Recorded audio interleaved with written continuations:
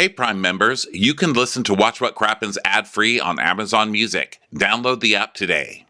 Wondery's new podcast, This Job is History, is hosted by Chris Parnell from Saturday Night Live and Rick and Morty.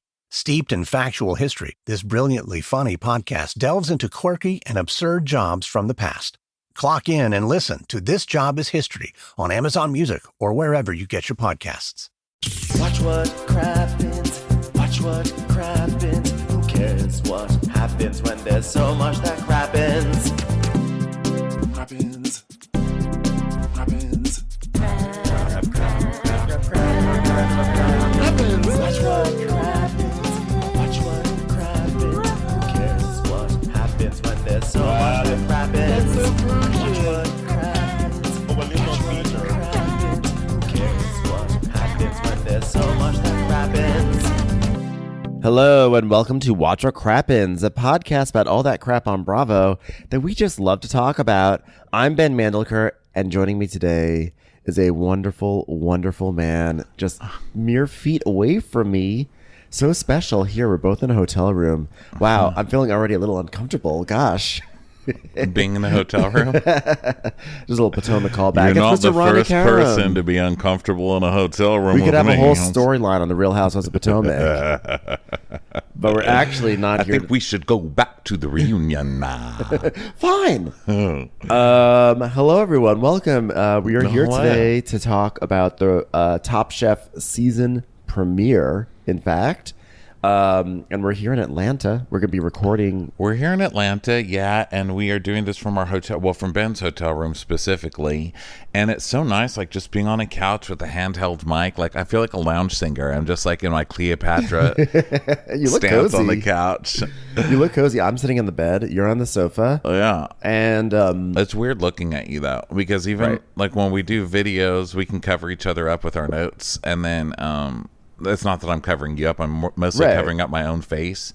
And then when we do our live shows, we're staring out at the audience. It's weird looking at you. I know, that's right. We normally are side by side, but here Yeah. we're really looking. Although we're sort of oriented in a strange way. I'm like, it's weird that I feel like I'm just like sitting in my avoidance. bed. Yeah.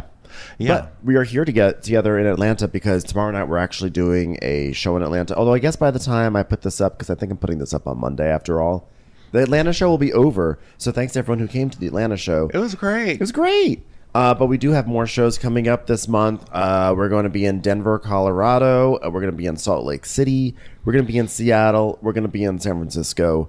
So it's going to be a great March. And then Toronto, I think there's only like 5 tickets left. Literally 5 tickets left for Toronto. Like not many left. And then Philadelphia in April. So it's going to be a really fun set of shows. We had a great time, by the way, in Charlotte.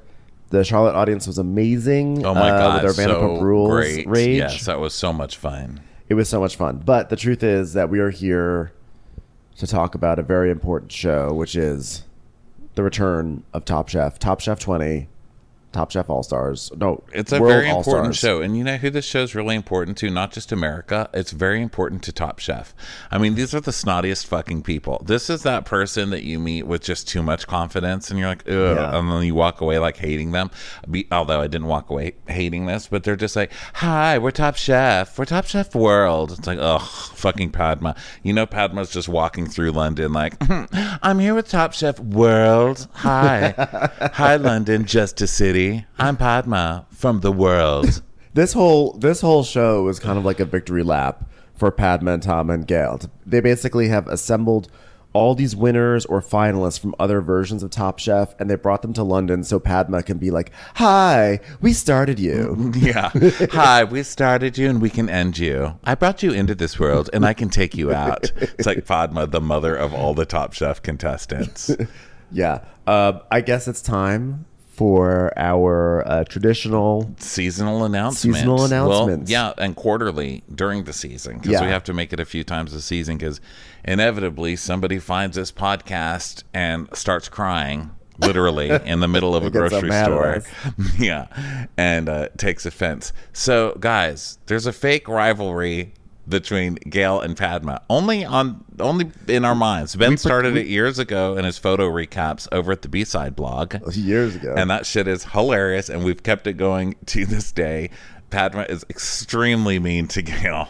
None of it's true. Gail is a thin legend. Okay, she's a skinny legend. We love Gail. Yes. I've actually met Gail in real life. Yep. Love her. She actually is tiny. She looks like a little girl in real life. Right. But we have imagined a rivalry in which Padma is very passive aggressive to Gail She's and vile. often derides her for what Padma feels is, insane eating habits. Yeah, and we don't have to over-explain. Just, that's it. Don't cry. Don't fucking cry. Yeah. And guess what? If you do want to fucking cry, you're listening to the wrong show. This is not a crybaby show, okay? Go someplace else. And also, if you're on this show, stop listening to this show. This is not for you. This is for us to rag on you. Okay, thanks. I think that wraps up. I think that's it. That's our like seasonal disclaimer. Also, by the way, I am holding this microphone, and if the cable bangs against the side of like my thigh or the bed, it might make a little sound, and so I apologize. We're both acting like lounge singers. I imagine me curled up on top of a piano. That's how I am right now. Yeah. And I am hand holding a mic, and I bought this mic because it was tiny. It's called a pencil microphone. This is not made for podcasting. It's made for like recording drums. Okay. Stick it up next to a viola. Anyway, I think it's time that we start on Top Chef World. Wow, sorry cities. It's world time. We've really Jurassic Parked ourselves up and made ourselves a world. So, oh my God, that was the worst movie, by the way. Okay, so basically, I started watching this in the airport the other day, and I almost texted Ben, I can't do this. No. Because right now we're going through a period where we have to cut some shows from our schedule, and I was like, this is it. I can't do this because it's like Spain and like pops up big letters like Spain, and then you meet this guy, and then it's like Vietnam, and then you meet this guy, and then it's like Les Miserables, and then you meet somebody from a cast of Les Miserables, which is also a world show, and I was like, I can't keep up. I almost had a nervous breakdown by a Panda Express. It was a lot because they gave us like all the people all at once, and it was just like very overwhelming. And we also did not do our customary cast breakdown. Normally we do a cast breakdown, and I think that gets us ready for the cast, but we didn't do that this year. You know why? Because fucking Tom and Raquel cheated. Yeah. That's why, because that's what we would have been doing that week. That's exactly right. Look what happened, you know? So you can thank those two jackasses. Yeah, so it was very overwhelming. All these new names and faces, etc., from different countries and different accents. But the first one that we saw was actually Buddha, who won last year. And he's like, winning Top Chef has definitely changed my life. When I got called for this opportunity, I couldn't refuse it. I mean, Top Chef Season 20, the Culinary Olympics, which is why I made 5 separate cakes in the shape of rings and said, Food Olympics, you're welcome. Remember, didn't he do that? Like every dish he made was like a super literal interpretation of like the challenge. Yeah, but it was also really good. He's so talented, Buddha. He is. And then we go to also food shows. Could you stop calling yourself the Culinary Olympics? Because like you all do it. Okay. Yeah. Guy Fieri did it first, and that's sad. Top Chef, you're above that. Yeah. So then we go to Valencia. Spain. So this chick with Princess Leia braids, actually it's not Princess Leia braids, it's like a braid around her whole head, and her name is it Begonia? It's Begonia. Yeah. Oh my she's God. From Spain. I love her. She's too. from Spain. And she's like, oh, I've one win Top Chef and I get my Michelin star. This is my goal. I was like, yes, Begonia. Yeah, because she has a restaurant that has a Michelin star, and then I think she wants another one. So then we go to Bangkok and we meet someone named May, and she was a finalist of Top Chef Thailand, and she's like she basically wants to win because she's only a finalist. I feel like May cries a lot. Yeah. Because May has a jacket with a bedazzled "Be-You" on it. Yeah. And I'm like, oh God, May's going to be a crier. Bring her on. Come on, May. Nobody wears a jacket like that unless they've got severe mental issues, okay? If you're not 5. Yeah. And so they're all kind of like, while they're talking, they're all kind of like walking across a park near the Tower Bridge in London, and Padma's standing there, and she's like, 16 chefs representing 11 different Top Chef inferior competitions around the world have come to London, one of the top international food cities where you can pry Gail out of the Jerry Halliwell fish and chips buffet. Everyone's gathered to make fun of Gail's clothes and give me many different types of foods to say this about. Wow. Wow.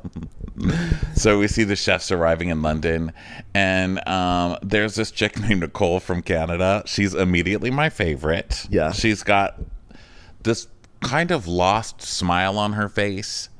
You know, one time a guy in a liquor store at the Russian liquor store in West Hollywood down the street from where I live, I think I told you, he told me, please stop the smile. Please stop smiling and say hi everywhere you go.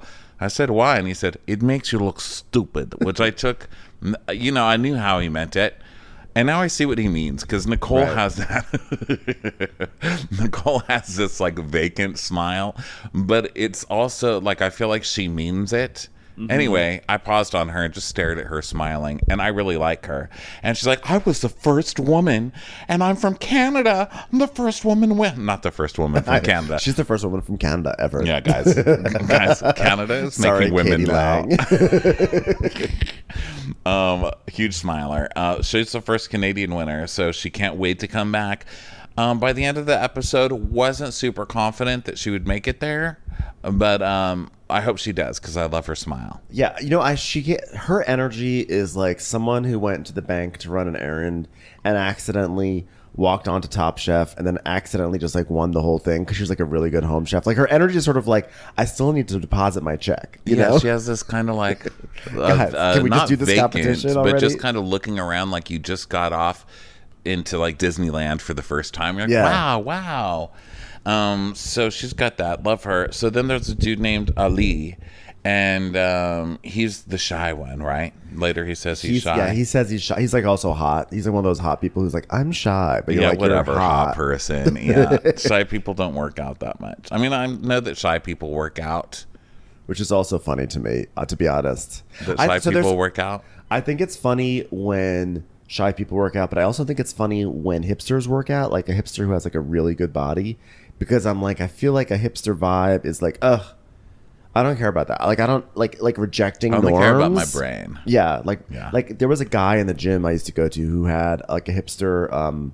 What are those like barista mustaches that curl up like old timey Barnum and Bailey villains on like trying chicks to train but he tracks was jacked, and shit. And I was like, you can't act like you're thumbing your nose at modern aesthetics with your handlebar mustache and yet also have like an amazing body. I don't know. For some reason, it doesn't work for me. It's not right.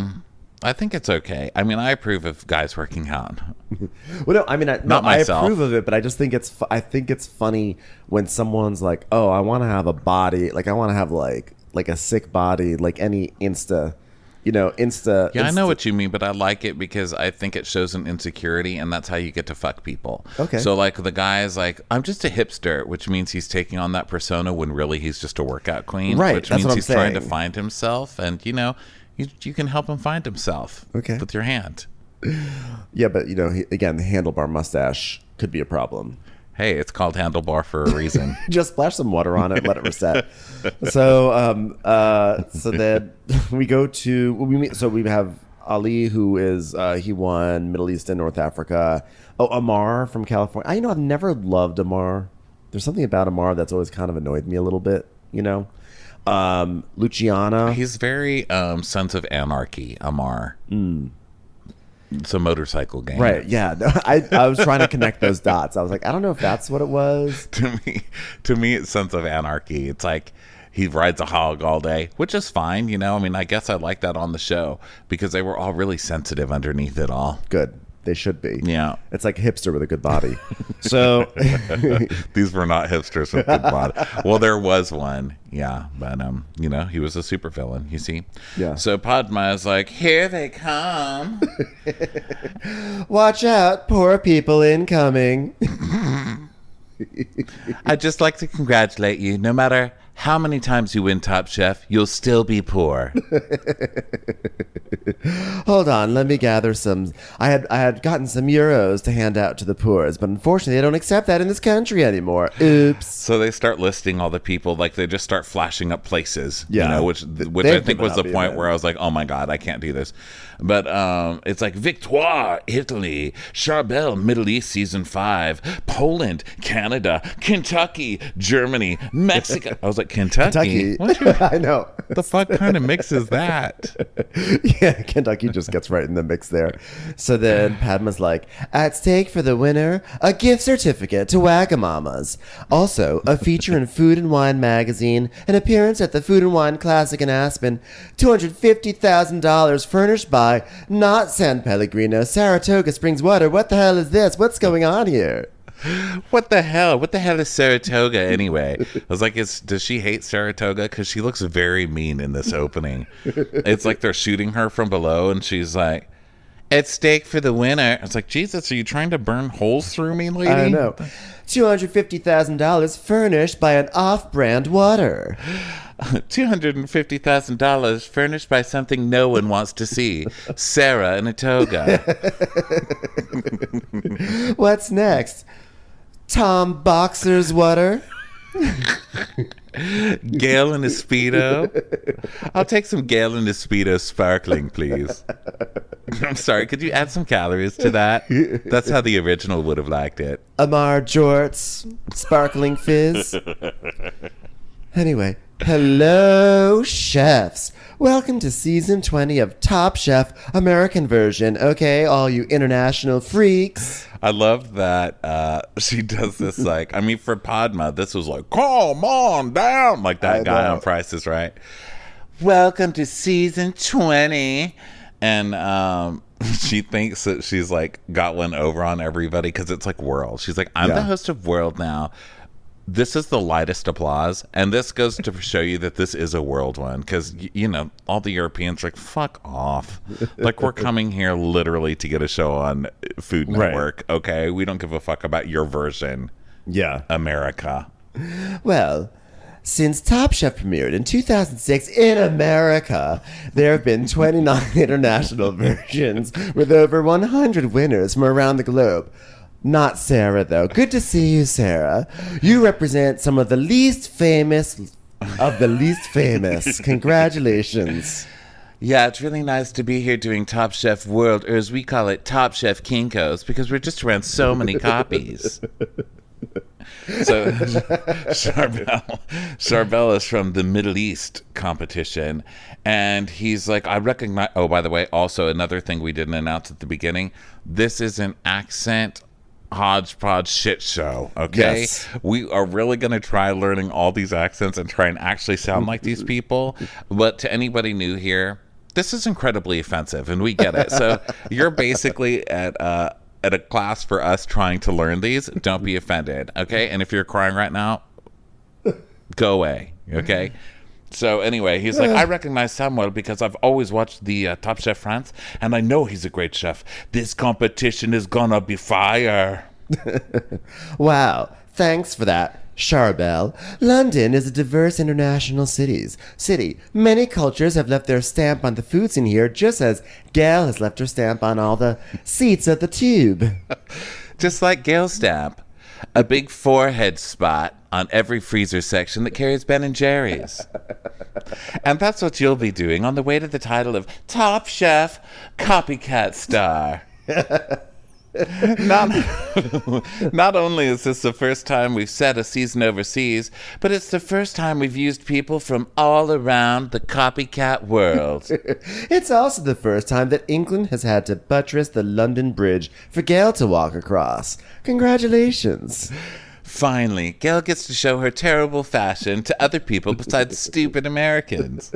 This year, Delta Airlines is sending you to the finale in Paris, France. I mean, I'm excited. I'll be flying private, though. Enjoy. Sorry, I'm the only one here that can still afford to see the nice Paris. Gail says she's just going to hitch a ride through the channel. Anyway, is there anyone here pathetic enough who's never been to Paris? Anyone? Anyone? And Sarah's like, Not me. I'm like, oh no, poor Sarah. Sarah from Kentucky. By the way, I've never been to Paris either, but I was like, this is the poor Sarah. I just feel like Padma knows. She does know. You know? She literally, because at some point, right before they started filming, Sarah was like, oh, this is so exciting. And I can't believe we're going to be going to Paris. Like, I've never even been to Paris. Oh, that's so great, Sarah. And then she's like, going to use that against her right away. I love your simplicity, Sarah. So I just wrote, shocker, it's Kentucky, you know? And then Sarah's like, I don't care. Drop me right in the middle of Paris. I can whoop everybody's ass. Okay, well, the winner will be crowned Top Chef Copycat Kinko Star and take home the prize of $250,000, followed by Sarah Natoga Springs Pellegrino as a traitor. Now, are your knives sharpened? Good! Because it's time to get right into action with your first quick fire challenge. Once you get to the kitchen, you'll have 3 minutes to raid the pantry Gail style for a total of 5 ingredients, although we all know Gail goes for about 26. You'll find out more later, but for now, follow me to Sarah's home, a bus. Welcome. This is a double-decker bus. We like to call these Gails on wheels. Welcome to Gail's Breakfast, a double-decker. I just pulled my side muscle on my stomach. Commercials. Here comes one right now. Life is short, and it's full of a lot of interesting questions. What does happiness really mean? How do I get the most out of my time here on Earth? And what really is the best cereal? These are the questions I seek to resolve on my weekly podcast, Life is Short with Justin Long. If you're looking for the answer to deep philosophical questions like what is the meaning of life, I can't really help you. But I do believe that we really enrich our experience here by learning from others. And that's why in each episode, I like to talk with actors, musicians, artists, scientists, and many more types of people about how they get the most out of life. We explore how they felt during the highs and sometimes more importantly, the lows of their careers. We discuss how they've been able to stay happy during some of the harder times. But if I'm being honest, it's mostly just fun chats between friends about the important stuff. Like if you had a sandwich named after you, what would be on it? Follow Life is Short wherever you get your podcasts. You can also listen ad-free on the Amazon Music or Wondery app. So Buddha's like, this is a pinch me moment. And Luciana from Brazil is like, London is the most cosmopolitan city for food. Best Japanese, best German, Indian, French, Brazilian. And then Padma's like, wow, love your thoughts, Luch. Hey, who's never been to London? Sarah? Wow. Shocker. Wow, Sarah. Ever? Never been to London ever? Are you serious? So wait, you went all these years in your life and you never got onto a private plane and went to London and stayed at a fancy a fancy hotel? Wow. Are there no authors of international bestsellers for you to flirt with in Kentucky, Sarah? I'm surprised. Sarah, let's hope we can collect one tooth for every new place you get to visit on this trip. You might finally be able to eat solids. Oh, wow. This is so exciting for you. Unfortunately, there won't be too many people playing banjos on the corner, so it might be a little scary for you.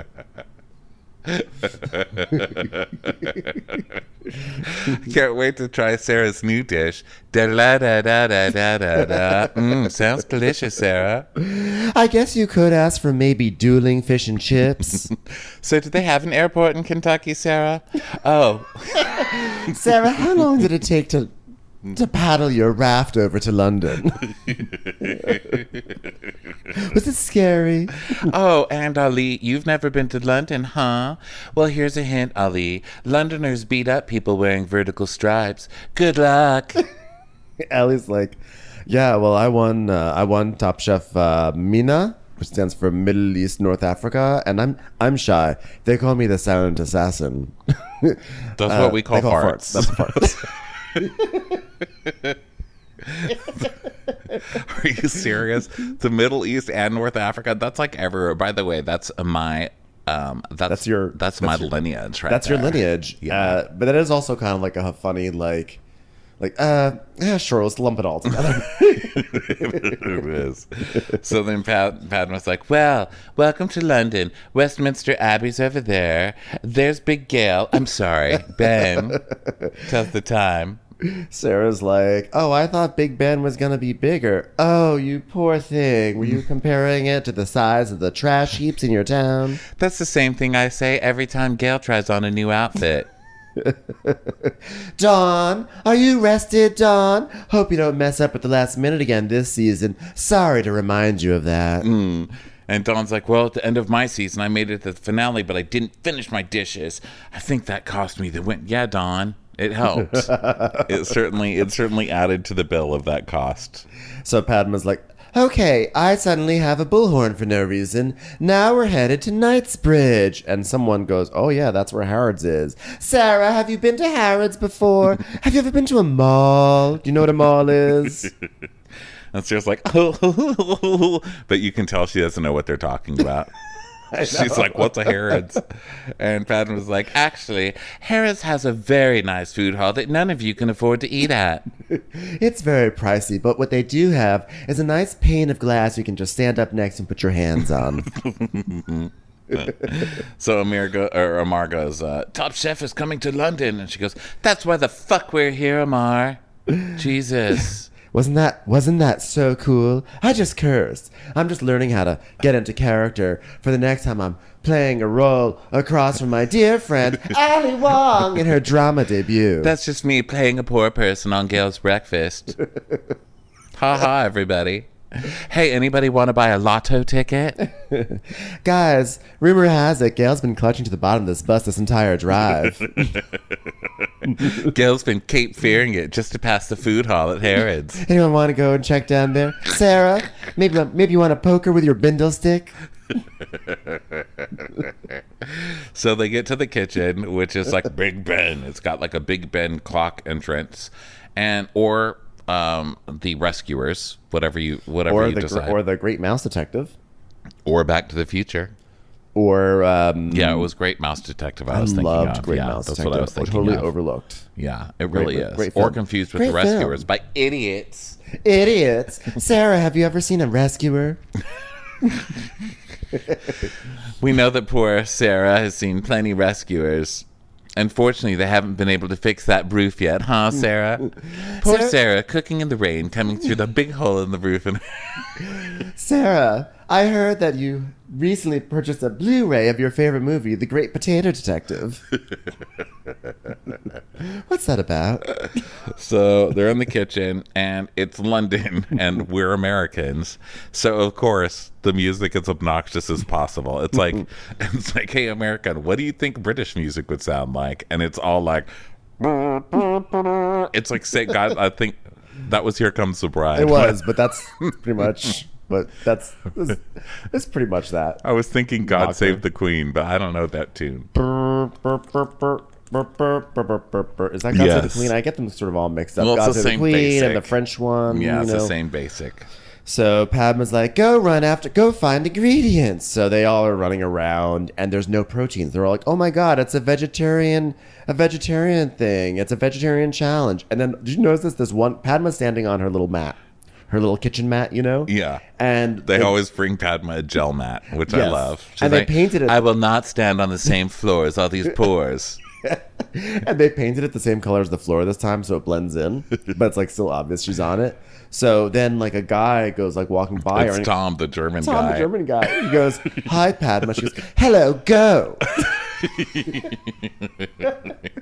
Hi, this has been pre-approved non-regulars talking time. Yeah. Who told the German he could talk to me? I was cracking up because everyone's Go. running around like crazy. He's like, hi, Padma. So Nicole, the smiley Canadian, is like, oh my God, it's a vegetarian challenge. I just have to make sure there are 5 ingredients that go well together. Blue cheese and zucchini. Sounds good to me. I was like, okay, I've already lost hope in you.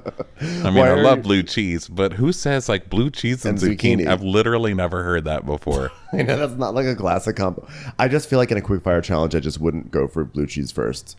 So then, so everyone's cooking. Tom, the German, after he's been dismissed by Padma, has decided to make a red cabbage steak because red cabbage is a thing. He's like, "You've never been to Oktoberfest? It's a lot of red cabbage." Ah! And he's like excited. And then Gabri, the Mexican winner, is running around like crazy. And he's like, chile, chile, chile, chile, chile, chile, chile, chile, chile. And then he tells us, I decided to make aguachile. Because, I'm a Mexican guy and we need our chilies, And then Buddha's Buddha's so smart. God He's damn so him. smart. He's like, I'm looking for ingredients that can be versatile. Cream can be whipped into butter. and then all can get some eggs. I'm like, God damn it, Buddha, I love you. Buddha's going to get things that people can't complain about. Like, who's going to complain about cream and butter? Exactly. You know what I mean? He's so clever. So then they get their ingredients. They assemble in front of Padma. And there was no proteins. So Padma goes, did anyone have any trouble finding protein in the pantry? Get it? There was none. So Tom and Gail come in. Man, I got to hand it to Gail. Just is Gail like, oh, this is World? I'm going to show off every terrible outfit and pattern I've ever worn to the entire world. I was like, Gail, really? What are you wearing, Gail? Come on. Yes, they come like wheeling the proteins in. Tom's like, hey, chefs, how's it going? Good to see you all here. It's exciting. It's got exciting time for everyone here. If you'd been asking me in season 1 that I would be standing here without a hat on, about to start season 20, I would have said, what? You're crazy. I'm a hat person. But here we are. Without a hat. And then we also spoke to, Dale speaks to us, and he, I think he won or was a finalist for Top Chef Canada. And he's a winner. How dare you? Sorry. Speaking of mustache hipster guys. I know, and he talks about how he loves Gail because she's Canadian also. And he goes, because if people can't understand my accent being out and about and stuff, like she can translate it. And they subtitle his entire thing, even though it's like clear English, just like he's Canadian. Yeah. He says, oot no boot. So then Gail's like, Gail is in terrible bright pink short suit with terrible patterned blouse. I mean, she's really going full force this season. So she goes, actually, it's astonishing, chefs. It is astonishing that no one has gone blind looking at Gail's polyester. Murderer? Am I right? Wow. Chefs, the UK is comprised of England, Wales, and formerly Scotland, but Gail ate it, and Northern Ireland. She ate a region. Yes. Gail. England. Wait, hold on. It's so never mind. I wrote these notes so quickly I can't even read half of them. Like I just said, polyester, a murderer. Am I right? Like, what are people still wondering what that means? Because I don't know.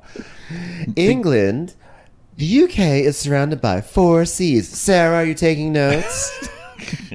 Wow, all these C's. It's like Sarah's report cards back in Kentucky. That's like an A in Kentucky. Am I right, Sarah? Okay, the UK is comprised of many places that feel thin standing next to Gail. Bless her heart. Home of the finest seafood in the world. No, Gail, not seafood. Close your mouth with the Mike and Ike's being chewed, okay? And that's what you're going to be cooking with for your first challenge. Seafood. I'm like, why do they have to have this whole preamble? It's fish. They're like, guess what? Surprise twist, you're cooking with fish. Because they've tricked them. Because people like Canada Smile is like, oh my God, I'm screwed. And she's still smiling ear to ear. Canada Smile. People like Canada Smile. She's like, blue cheese and fish? I've never heard of that before. So Dawn's like, I want to use mackerel, but I don't have tomatoes. Most things Dawn says, I'm like, what? I know. And I'm like, I'm too stupid to understand what she means. And I get that. But I forgot that Dawn has that effect on me where she just says it like so seriously. And I'm like, okay, I write that down. And then I read it later and I'm like, what does that mean? Can't you have mackerel without tomatoes? Yes. Like, I don't want to be It's literally hundreds of other things you could use. So Padma's like, you have these pantry ingredients and you have this beautiful array of seafood. But we do love a twist here on Top Chef. So, Gail, time for you to roll around in the fish. Gail, please stop twisting. It's embarrassing. It was not literal, Gail. Bless her heart. You got salmon all over your culottes. Want to know your twist? Take a look around at the ingredients your fellow competitors chose. We want you to team up with another competitor who just found out that they have to use seafood as well. What's going to happen? Sarah, oh dear, you put a broom in your basket. That's not an ingredient. Okay. At least one seafood item. Sarah, please put down the floor tile. Sarah, where did you get that macrame depiction of Queen Elizabeth? At least one seafood item from this beautiful display must be used, and there's no going back into the pantry. Oh, Gail's already there. Gail, you're ruining the competition. Gail, Pair up, please. So they start to pair up. Selma the Frenchie and Tom the German have cabbage and blueberries, and they're like, "This is going to be perfect together," which is kind of weird. Well, And they then- pair up because they're like, "Oh, I'm French and you're German," so they're like, naturally we'll fit because we're two big countries in Europe that are like two famous countries, so we'll naturally work together. I guess. And then they realize they have cabbage and blueberries. Yeah, Tom's like, we should work together because I have cabbage and you have hair plugs. Let's do this. So then Dale and Dale Dale and and Sarah. Dale Sarah. is the, I feel like the hipster guy. Yeah. Yeah, and Sarah, because he feels like he's from a place in Canada that's similar to Kentucky. Right, because he's from Saskatchewan and she's from Kentucky. And so he's like, I kind of feel like we're going to mesh in that way, you know? And then Dawn and Charbel match, and mainly because he has tomatoes. She's like, oh, good. I can cook that one mackerel recipe that humanity came up I with. can't wait to knock my tomato mackerel soup out of the park. So then Buddha teams up with Sylvia.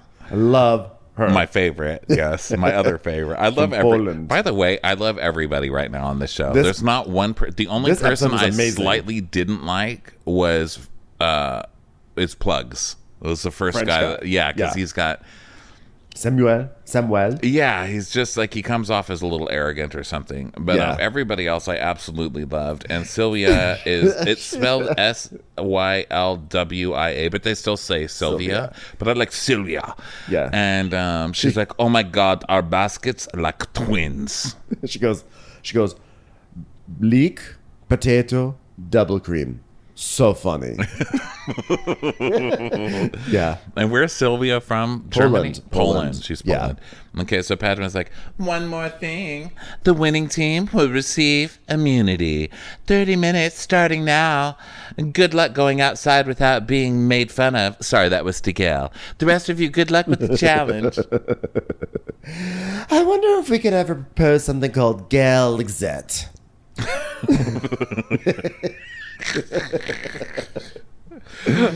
All of the UK is just exiting Gail. So everyone's scrambling around, and Dale's talking about how he made langoustines at Gordon Ramsay's restaurant when he started. So that was like That's his name That's drop. his arc. He Which used I to- felt was kind of sad because a lot of other people, like, what was the one last year that just everybody worked for this guy? Was it Charlie Palmer or Charlie No, Parker? it was, God damn it. I'm sure he'll be a guest judge this season. Everybody will remember. But last season it was one chef. And I mean, Gordon Ramsay obviously is a great chef, right? But Right. to be like, oh, I used to do these at one of Gordon Ramsay's, right? It just sounds so like TGI Fridays for Top Chef. It does doesn't because Gordon Ramsay, I know he's like a top, like a Michelin star chef or whatever, but I don't actually think of him as much of a restaurateur, only because we don't have a lot of Gordon Ramsay restaurants in America that I know of, and there was one in LA for a little bit, but he doesn't get like that food press in the same way, and he's just so associated with these like shows on Fox. I mean, the last thing They're I like saw low him on, class, you know? Yeah, the last thing I saw him on was that show. They aired a show after the Super Bowl this year where it was like, with the cooking, where it's like 3 floors of cooking, and they put the ingredients on an elevator and it starts Oh, at the top. for fuck's sake. And so the people at the top get first pick at the good ingredients, and the elevator of food goes down the second floor, and they God. pick more, and the elevator goes down. It is was so stupid. Like legitimately one of the stupidest things I've ever seen in my life. And he was on that? He was like the host of it with Naisha Arrington. Weird. It was called Next Level Chef. Well, I guess his big famous one here is Master Chef, which was a pretty Yeah, good and show. Hell's I've watched a Kitchen. few seasons of that. Well, yeah, before that. But Yeah. I watched a few seasons of Master Chef, and it was pretty good, but it's just not classy like Top Chef. Nothing you is know? like Top Chef. And then, of course, Hell's Kitchen, where he's just a fucking monster for comedy, They, abusing people for fun. you Yeah, they know? like recruit line chefs from like the embassy suites, and they're like, "All right, you have to cook this right now," and they don't know what they're doing, you know. So yeah, anyway, so that's Dale. So you're like, oh, great, Dale. Wow, you did langoustines for Gordon. That's the American thinking. And he's like, yeah, and I cut up my thumbs from all of their tails. I was like, wow, sounds delicious. I hope the fucking food inspector heard that. Gets their I ass know. down to langoustines. People have been eating Dale's blood for years. Plum blood. Yeah. So then Sylvia and Buddha are working together, and Sylvia says, "I know Buddha. He won last season. He was a little bit snob, But so far, he's really nice. Did I tell you about how we both had leeks in our basket? So funny. So hilarious. I didn't think he was a snob. He just made really fancy food, right? Wasn't Buddha really nice? He was, but you know, Sylvia's probably suspicious of everyone. You know, she's like, oh, snub. Sylvia's like me, I think, where like you don't trust somebody until you know they really like cream and butter. And then you're like, okay, and potatoes. Like, okay, by me. I want to have that for dinner tonight. So Doesn't that sound good? It sounds... You guys were actually going to dinner tonight. to dinner. I'm so excited. I know. Because we usually just eat, like on these trips, I eat Mike and Ike's and combos, and that's it. Like once a day. Or a Quiznos. Not a Quiznos, what's my favorite thing to get? I just got it yesterday. Chipotle. Yeah. I know. We're actually having dinner and really excited about it. So then the French guy, Samuel, he's like, oh, but this is crazy. But making quick fire in 30 minutes. I mean, on Top Chef France, the minimum time was 1 hour and a half. I was like, that is so... Isn't that French? Plus, 30 minutes to be late, because who knows if you're even going to be there at that time. And, when you're done, mandatory you're done, strike midway through quick fire. Smoke break in the middle. This is like... It's just like always 90 Long minutes for lunch. quick fire. It's called a quick fire. We begin the quick fire, then we go take a long lunch. And... so funny. He's probably treating this entire show like all like all the French people treat Emily. Emily in Paris. Emily in Paris. Yeah, at the beginning, and when they were on the bus, I think it was Dawn asking someone, she's like, so what's it like internationally? Do you guys have the same formats? And I think it was to Sylvia or something, and Sylvia went, yes, of course. Stupid. What a stupid question. It's a format show. Of course, same format. We film in barn. And we shoot for 3 hours until cameras die. The host is Palm, Kadma, and Cow in Bad Pattern. Guest judge Suzanne Summers. I don't even understand why, but that is. Idiot. Commercials. Here comes one right now. So then Dawn and Charbel, who's the Middle East and North Africa guy, Mina is what they call it. Yes. He's like, I'm not here to lose. I'm representing 1 billion population. It's like that's a big thing to take on, buddy. That's funny because Gail's here representing 1 billion Skittles. So lots of She stuff is doesn't going just on. taste the rainbow. She eats the whole thing. She's eaten the rainbow. There are no longer little Irish things at the pot of gold, right? Now they're just pot of gold on random freeways with nothing connecting them to each other. Just random assortment of gold. Gail's eaten every rainbow connecting the pots of gold to each other. Now Judy Garland can only sing about somewhere. Somewhere on this indiscriminate collection of gold. Anyway, poor people, go back to cooking. So Victoire is, she's making so risotto. this chick is hilarious, this Victoire. Victoire. She's from Victoire. Victoire. She's from Italy. Right. And she's working with Nicole Smiley Canadian Face. And Canadian Smile. she's AKA Canadian Smile. Canadian Smile. Or no, Canada Smile. And Victoire is so Italian. It's hilarious. And she wasn't born in Italy. I think she's right? Congolese, actually, originally. Yeah, she's not born in Italy, but she's got that Italian attitude. And it's so hilarious to me because she's mixed with Canada Smile. And so so Nicole's like, wait, you're going to do risotto in 30 minutes?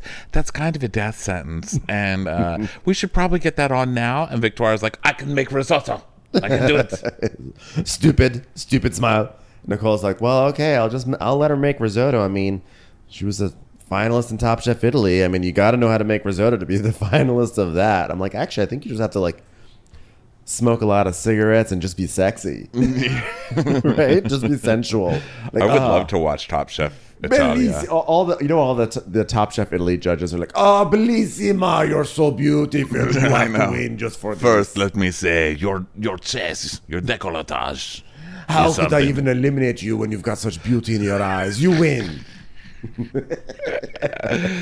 So then we move over to Gabri and Luciana, who I also love, Luciana. I don't know if I've mentioned that. She's like, we have to do ceviche. It's quick. I'm so glad we are together because we both have the chili, we have the lime. And Gabri's like, we can do this. And by the way, I've never seen anyone move in a kitchen like Gabri does. Yeah. And he says later that they call him like the fastest person they've ever seen. Yeah, he's like And he's Sonic. literally like juggling avocados as they slice in the air. It looks like you're watching Fruit Ninja in real time, you know? So then there's more cooking. May is with Begonia, and May is like really nervous because Begonia is a Michelin-starred chef, and Begonia sort of reminds me of Jess, the chef from Top Chef from Below Deck Adventure. She sort of has that kind of regal look to her, you know. And so She looks very, very fancy to be here. Yeah, like she looks like a Top Chef Masters type. yeah, and all her interviews, she has this like beautiful. I didn't pause to look at what it was, but it almost looked like it wasn't like a poncho, but it was like some beautiful knitted pattern thing around her. She just looks like effortlessly elegant and sensual and just skilled at everything she does, you know? Yes. So May is very intimidated And by also her. insane. Yeah. She's definitely got an insanity there, too. And we see May says that she was the first runner-up. Is this when we see a clip from her show? When it's like the Top Chef judge for Top Chef Thailand is like, and the winner is not me! Yeah. Yells it. Like, not May, you suck. And then May's like just staring up at the sky. So then Samuel and Tom are poaching a salmon. And Tom is a German. And he's like, this is great for me because I live on boat. So I'm happy. And we see that he's a cruise chef. He's like a cruise chef director, food director guy. And Frenchie is like, if we just poach the salmon, it's not enough. So I blowtorch. I blowtorch the salmon. And then Sylvia's like, how long for butter? And Buddha's... which is also the name of her favorite sitcom in Poland. So Buddha has taken the cream. How long for butter, starring Jennifer Aniston. So Buddha has decided to turn the cream. He's making homemade butter for this quick bar. Buddha is crazy. Yeah, we're making butter out of the cream because we don't have any, and this cooked and brown butter will be incredible. And so then Sarah, Kentucky, is like, we need more things. We need to do more things, Dale. And Dale's like, well, we can do a bisque and we can do a sauce. Hey, has any of your hairs fallen into this yet? Shake your head over it. Okay, it's how we do it where I come from. We can call it Kentucky hair sauce. So then Victoire is like done with the risotto. She sort of like throws it down in front of Canada Smile, and she's like, "There's al dente." Canada Smile's like, no She's fucking like, way. no way, come on. And she tastes it and she goes, oh no, This is raw. Yeah, I think you should put this back on. And Victoire is like, no. Chewy, like I like it. Oh yeah, she's funny. Chefs, you have 5 minutes. So they're just like more cooking. It's just But like then it's Nicole Go goes, ahead. you know what? I'm just going to let her do it. I mean, what am I going to tell her? And then she grabs her pot without a thing, and she's like, ow, God, I just hurt myself on this pot. And Victoire just looks at her like, you stupid raw risotto. Really? stupid North American, non-European. Yeah. So anyway, they're all plating everything, and Dawn has concerns about baby zucchini on her dish because she's like, I feel like they're not adding anything to this dish, unlike tomatoes with the mackerel. Can we be honest? I'm a vegetarian, and I eat a lot of vegetables, believe it or not, these days. Say it. I know what you're going to say. Zucchini doesn't add anything to anything. Anything. Zucchini's a weird, slimy, fucking, always mushy vegetable. I don't care what you do. I still eat it all the time. But every time I eat it, I'm like, what the fuck, man? I have to, like, drown it in olive oil and salt to make Let me it tell you something. palatable at all. Zucchini, it's just... people try to really sell zucchini on us, give us a zoodles, whatever, or they're like, oh, the worst is it's like a barbecue, and someone goes, oh, I brought some zucchini, we can grill some zucchini. Sorry, it's Zucchini still very sucks. it's a barbecue, like, and you're gonna try to like counter with zucchini, like, sure, Also, like can a we be zucchini- honest that zoodles are fucking ridiculous and terrible? Those are wet tasting things. Wet They don't tasting taste like things. pasta. Yeah, I mean, I think zucchini bread delicious, zucchini kind of like fried zucchini, like patties or cakes, whatever. Those are really Well, good. bread. Yeah, you put it into like, a bread. You put shit into a bread. I'll eat that. I you will know? say, I have this cookbook that I love. I've talked about it a lot called 6 Seasons, and the guy Joshua McFadden, he has yeah. a salad in there where you shave the zucchini with like a peeler, and it makes these ribbons, and you make like a salad, and it's got a very sort of Thai inspired dressing of like fish sauce and other things, and there's mint, but like it's good there because it's mixed with everything else, but it's still kind of slimy. And on top of that, if you got leftovers, good luck, because that zucchini is not going to last. It's not going to Gets last. even slimier. But you know what? I'll still eat you zucchini. And also, I need to go through my Joshua McFadden cookbook because, god damn it, he's good. Do you? You have it? Yes, that one. That was the one that I said I went and bought for $60 or something. Oh, And then that's right. I went to the bookstore after that, and I was like, "This was not $60, by the way. It was $28 or something like normal." I'm such an exaggerator. Anyway, that book is so good. It's so good. You should look at that. I started zucchini buying recipe. actual recipe books, cookbooks, instead of just looking online. Because normally I learn online and then try and memorize it. But it's so nice to like sit there and actually flip through and put little marks in the. And also, the thing is with online recipes, you don't know necessarily how they're going to be. But like with a cookbook, you can sort of know, like, okay, this author, I trust this author. Yeah. So therefore, all these things are probably going to be very good. You Yeah. know, as opposed to you see like Cherie, Cherie Townsend, and she's like, she has her site that's called like Mama, like mom's cooking, or something, and it's like a I picture haven't of seen her. that one. No, I just made that up. Oh. It's like, It's like Natalie Eats How or have I something. not It's always seen like that? some lady from Wisconsin, which is She's like, fine. oh Ladies from my Wisconsin know how god, to my cook. husband loves. Like, I don't give a fuck what It's your always a husband cutesy loves. name. Okay. Like, it's always like Susie Eats. Girl, I'm too lazy to be going through all those sites. I just Google whatever I'm looking for and read it's like all recipes or Oh. All recipes is dangerous, but they have some good I shit take in the there, but it's basics and dangerous. then make them, kind of do whatever I want. Hey, time's up. Hands up. Utensils down, please. Gail, in your case, tires down. Sylvie and Buddha, come on up, please, and wear some sunglasses if you have them, or Gail's polyester could burn your retinas. Okay, now let's look at what you have. So what is this? So it's pan-fried turbot with potatoes and leek and dill. And Buddha's like, we actually made it in butter from the cream. And Tom's like, "Whoa, this is really old school cooking. Whoa, whoa, Really just, it was pretty, it's Really pretty old nice. school. Yeah, it's Just very like nice. Gail's fashion sense. Oh, I'm sorry. I thought you said no school, and I was going to say, welcome, Sarah." So Amar and Ali are next, and they did pan roasted sea bass with a kimchi emulsion and an eggplant baba ganoush, which sounds insane. It does. Right? And Gail's like, "So, why did you choose to be teammates?" And that's Gail's passive aggression, that Yeah. comes out with her big, tight smile.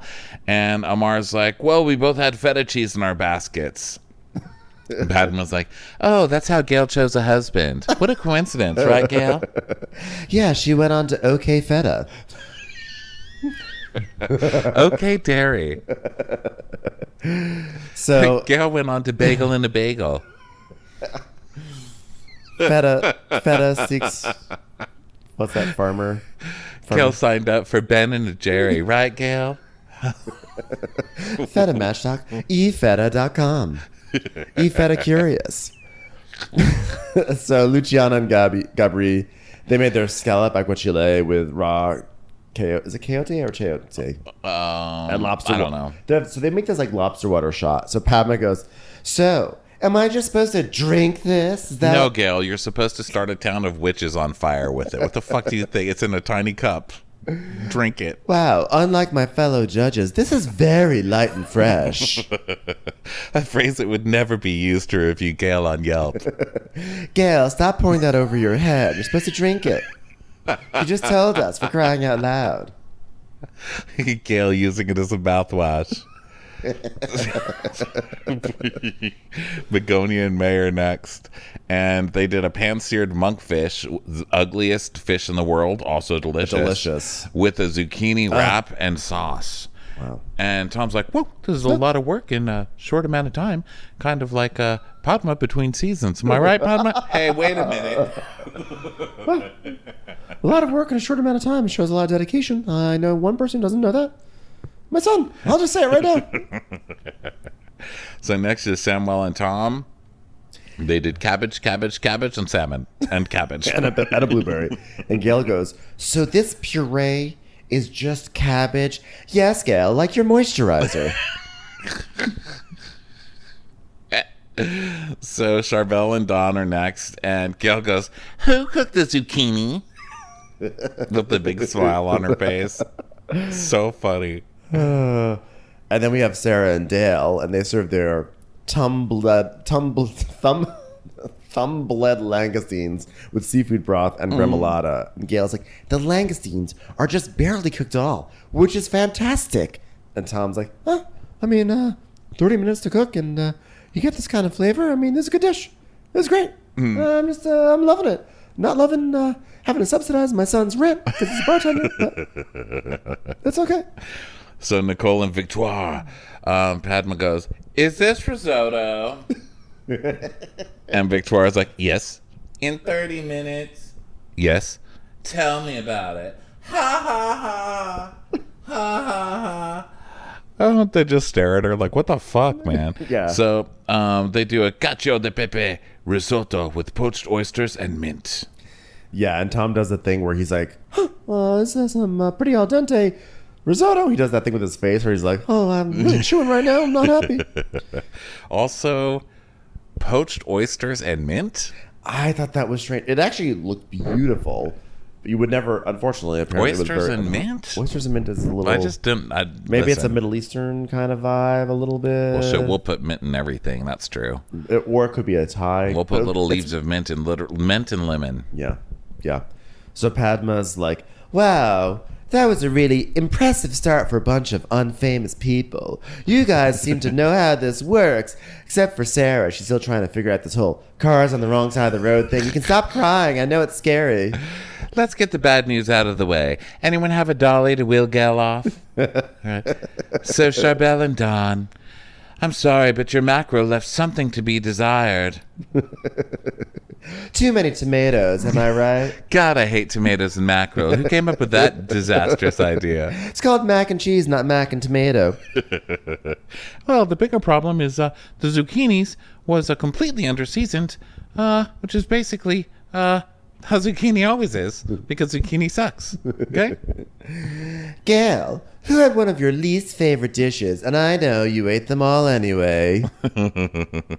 She's like, Samuel and Tom. And Samuel's like, wait, what? Excuse me? Excuse me? I got hair for this season. But that is American. American saying I had worse. Your salmon was cooked beautifully, but the cabbage felt gritty in the emulsion. Padma, I feel like there was a joke there. Me too. It won't come to me. I'm just picturing Gail swimming around a gritty emulsion, and it won't leave my brain. I just say gritty and emulsion, and I'm like, well, we've already ragged on Sarah so much. I will say this. Gail is emotionally intelligent. Well, thank you, Padma. It's the nicest thing you've said to me all day. No problem, stupid. So then we go to Victoire and Canada Smile, and Padma's like, this was too al dente. I mean, it wasn't a problem for Gail. I mean, she snacks on cardboard boxes, for crying out loud. Gail had gravel with Hershey syrup this morning. But for the rest of us, it was a bit much. And now for some good news. We're sending Sarah back to Kentucky. Oh, we're not? Okay, here's some other good news. Luciana and Gabri. The raw scallop was spectacular. I loved all the raw vegetables and the agua fresca. That beautiful little cup of chilled tomato soup or whatever that Gail poured on her head. Wow. Good thing I asked that if we were supposed to drink it, otherwise it could have gone wasted. And Sylvia and Buddha, I love the old school approach. You made your own butter. Huh, look at that. You made your own butter. Gail's currently drinking it right now. Gail, stop drinking the sticks of homemade butter, Gail. Gail, it doesn't work that way. You can't churn a milkshake. So Padma was like, Sarah, Dale, your sauce was so rich. If it was about 80 years older, I would have married it for its money. Has your sauce released any books lately? Any death threats out for your sauce? Sorry. Well, anyway, congratulations. The winners are Kentucky and Saskatchewan. Who would have thunk it? Came all the way across the world to award some things to some hillbillies. Neither one of you have electricity, but you've got this quickfire win under your belt. Hopefully that can keep the lights on at night. The best part is that you will have immunity in the first elimination challenge, and Sarah, we also got you a copy of Richard Scarry's Busy, Busy Worlds. You know where the hell you are. Well, as World All-Stars, and let me repeat that, Worlds, we want you to do well, so let's start with something easy peasy. We want a vegetable forward dish where the protein is a seasoning or an accent, and not topped with ice cream like it is at Gail's house. By the way, how do you have Padma lead into the elimination challenge by saying easy peasy, and the challenge isn't about mushy peas? How is it not a pea challenge? Yeah. I thought it was a pea challenge. I thought it was like mushy peas. It's like such a British thing. Yeah, But it wasn't. I know. Yeah, it was sad. So Tom's like, Speaking of, you know that little gay guy from the gay show? The cook, the chef guy from the new Queer Eye. I've told you. And Antony something. Antony. So my Aunt Bridget gave me his cookbook. I think I've told you about it. And mostly it's just like, look, I'm beautiful. Like every page is just him posing. Yeah. And then it'll be like a little recipe on the side, which I get, but like who masturbates to cookbooks? Well, you know what I mean? Everyone has a kink. And I got mad because one of his recipes is like, you know what I love? Peas. Just take frozen peas and just put butter and salt and mint. And I was like, fuck off. Like, you got a book deal for this? I did it the other day. It was delicious. Thanks, Twink. Thanks. Really delicious shit. Well, maybe we'll... And chili. I added chili. Oh, see, there you go. My grandma Sylvia used to make peas with just so much butter, and they were delicious. It was the best way. That's the best way to have peas. Just full of butter. Butter, lemon. Well, I sauteed the peas in butter, and then I added salt, of course, pepper, chili, lemon, and mint. And it was delightful. Have you ever made a pea spread? Like you basically whip up peas. Like an avocado toast? Yeah, it's like peas and feta and mint. Yum. And dill. Delish. So, anyway... yeah, they have to do a vegetable challenge. And so Begonia loves this because she's like, I'm really happy working with produce. I'm working with vegetables in Valencia. That's what I do. I love the Spanish accent. Now listen, you stupid people. This isn't an individual challenge. You'll each have 250 pounds. Anyone want to make a Gail joke? Sarah will You'll open it up each to have Sarah. a Gail worth. To go to Whole Foods. Now, Whole Foods, which is an American supermarket, so get wise to it, okay? Then tomorrow you'll have 2 hours to prep and cook at the Royal Botanic Gardens, Kew, a UNESCO World Heritage Site, unlike Sarah's home, which is a UNESCO World Embarrassment Site. UNESCO disaster site. There's still porta potties waiting to be carted off. Now, your first guest judge of the season is Michelin star chef and officer of the British Order Empire of the Galactic Star Wars universe, Angela Hartnett. I can't wait to ask her what happened to Josh. I like when, what's-her-buns, Begonia was speaking. She's like, I love to work with vegetables. In Valencia, they put up a caption. I've never seen them put up like a quote under some. Like she got her own movie review. Oh, I didn't see this. Yeah, and it said, quote, she elevates the cooking of vegetables to new heights. The Michelin Guild. I was like, what is this, Con? Was Begonia nominated for the Palme d'Or on Top Chef? Probably. How did she get her own movie poster? So now they all go shopping, and Samuel's like, well, in Top Chef France, we always have a pantry decided by Judge Chef, Carla Bruni. So for me, it's the first time going shopping in Whole Foods. And I don't know what produce I'm going to find. But at least we have 48 hours to shop. No? No, not 48 hours? Oh, week then? A week? Solid week? When do we have vacation between shopping? I thought it's so funny that Top Chef France knows it can't let the chefs leave the Top Chef kitchen or they'll just never come back from lunch. It's like, here's your ingredients. The doors are locked until we're done in 2 days. So he goes and finds some fish, and then Gabri's going crazy. He's looking for corn, and he can't find any corn anywhere. He's making like a tamale type thing. I forget what you call it, but it's like a sort of you have to wrap it in the corn husk and stuff. So he's decided that he can't find any of his ingredients, which is kind of unfair to go to a Whole Foods, don't you think? Yeah, I mean, I mean, it's going to be interesting because it's going to be British Whole Foods, so there's definitely not going to be certain things that we are used to in America, for American chefs, and especially for, I don't even know the international chefs, what they're going to be able to find. Yeah, but sorry if there was noise. I had to move my machine around, everybody. It's all good. So Dawn is struggling, and she's like, I'm having a creative blackout, and the last creative blackout I had was during the finale of Top Chef 18, and I just have to be patient. Like, you mean, so the last time you were on this competitor on this show. Yeah. So basically, like, I feel like that was like a big thing with her. She would always sort of like be kind of in a tizzy and then like bring it all together in the end, right? I'm worried for Dawn because I really like Dawn, and I feel like her energy is weird this time around, right? It is. And I think she probably feels upset about not winning or whatever last time or coming. Oh my God, I'm sorry guys, I have to adjust on this couch. Okay, oh, hold on, noise. Okay, yeah, so I think she probably feels like annoyed that she didn't win last time, and so now she's probably stressing herself out too much. I get that sense too. It's like it's too soon. And then Charbel, he says he's going to do something with onions, which I actually was like, oh yes, do that, because I think like that's a really cool idea. They'll just sort of like lead with onions because he wants to take risks and everything. But fucking Charbel says this. He's like, my strategy was to go easy at the beginning and then crazy at the end, but here everyone's so good that, listen, I'm still 25. Okay, I'm not going to be comfortable now. Maybe I'll be comfortable when I'm 45. Oh, fuck off. That's not how it works. Stupid young people. That's what every young person thinks. Like, oh, I just can't wait to be old. I'll just be retired and safe. We're working harder than ever at 40. Yeah, you're 45. More scared at fucking 45, trust. Also, there's no way he's 25. I'm going to say that right now. He is not 25. He doesn't look 25, right? No. So now they're at the hotel and everything, and like they're getting into their rooms. And Tom, the German's excited. He's like, I'm excited to cook with all the people from around the world, just as naughty as me about food, or even more. Did he say just as naughty about food as me? He said we're going to cut and burn ourselves. He's like, it's going to be so bad. It's going to be hard. We're going to cut ourselves. We are going to burn ourselves. But it's awesome.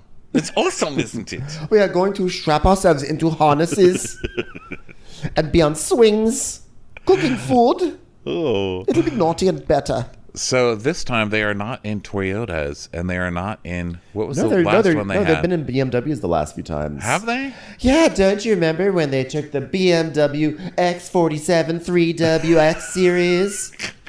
Where you can do this with your finger. You can hypnotize the radio and it'll turn the music up and down. Oh my God. Because you're too lazy to actually touch the radio. It's so hard touching a screen. Thank you, BMW. So Amar loves Sylvia. What did I write? Amar loves Sylvia. He thinks she's funny. So, well, I love her too. Yeah. I didn't know who I was talking about because I wrote it Sylvia and not Sylvia. Oh, yeah. So in the other car, someone is like... Who's like Gusto? Like Gusto. Oh, no. Sylvia says, she's like, they always call me Gusto Coach. Because if someone was down or something, I was always next to them like Big Mama. Okay. And Luciana's like, so the Top Chef and that's it. This is the last time I do reality show. Next time I do Love Island. And starts cracking up. Yeah, that would be interesting. So Sarah's talking about what she wants to make. She's like, I want to do like some sort of pot liquor, which I heard pot sticker at first. I was like, okay, like she's doing a pot sticker, but pot liquor as in pot liquor, like a liquor store. And she's like, and I'm going to serve it with cover crops. And then we find out cover crops are things that you plant in the off season to keep the soil healthy.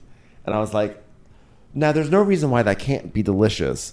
But the pitch just inherently sounds like, oh, we're going to put some vegetables in some shitty soil.